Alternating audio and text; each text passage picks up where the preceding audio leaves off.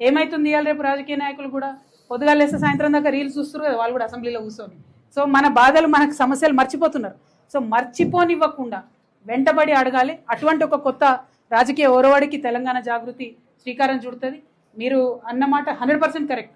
కొత్తగా వచ్చిన వాళ్ళందరూ చాలా అద్భుతమైన ఇంటెన్షన్తో వస్తారు, ఏమైనా చేయలేకపోతారేమో అని ఒక డౌట్ఫుల్గా మీరు అడిగినారు.